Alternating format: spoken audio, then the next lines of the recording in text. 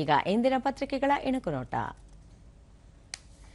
ನಾಳೆಯಿಂದ ಸಂಸತ್ ಬಜೆಟ್ ಅಧಿವೇಶನ ಏಪ್ರಿಲ್ 4ರವರೆಗೆ ನಡೆಯಲಿರುವ ಎರಡನೇ ಹಂತದಲ್ಲಿರುವ ಒಟ್ಟು 20 ದಿನ.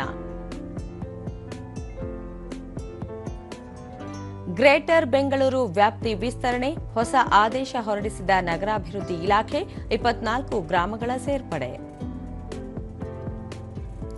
ಎಸ್ಎಸ್ಎಲ್ಸಿ ವಿದ್ಯಾರ್ಥಿಗಳಿಗೆ ಸಹಾಯವಾಣಿ, ಪರೀಕ್ಷೆ ಗೊಂದಲ ನಿವಾರಣೆ ಯತ್ನ, ಏಪ್ರಿಲ್ 4ರವರೆಗೆ ಕರೆ ಮಾಡಲು ಅವಕಾಶ. ಫೆಬ್ರವರಿಯಲ್ಲಿ 225 ಕೋಟಿ ಆಧಾರ್ ದೃಢೀಕೃತ ವಹಿವಾಟು, ಬ್ಯಾಂಕಿಂಗ್ ಹಾಗೂ ಇತರ ಹಣಕಾಸು ಸೇವೆಯಲ್ಲಿ ಕ್ರಾಂತಿ. ಐಸಿಸಿ ಚಾಂಪಿಯನ್ಸ್ ಟ್ರೋಫಿ 2025 ಚಾಂಪಿಯನ್ ಪಟ್ಟಕ್ಕಾಗಿ ಹಣಾಹಣಿ, ದುಬೈನಲ್ಲಿಂದು ಫೈನಲ್. ರೋಹಿತ್ ಬಳಗಕ್ಕೆ ಕಿವೀಸ್ ಪಡೆ ಸವಾಲು, ಸ್ಪಿನ್ನರ್ಗಳ ಸೆಣಸಾಟಕ್ಕೆ ವೇದಿಕೆ ಸಿದ್ಧ.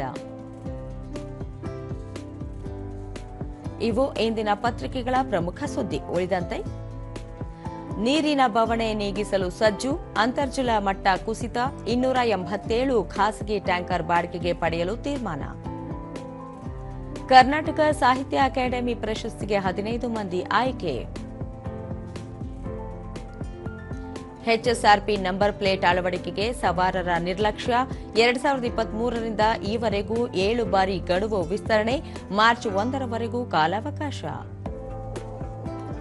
ನಕಲಿ ಮತದಾರರ ಚೀಟಿ ಸಂಖ್ಯೆಗೆ 3 ತಿಂಗಳಲ್ಲಿ ಪರಿಹಾರ, ಆಯೋಗ ತಾಂತ್ರಿಕ ತಂಡ ಚುನಾವಣಾಧಿಕಾರಿಗಳ ಜೊತೆ ಚರ್ಚಿಸಿ ಕ್ರಮ.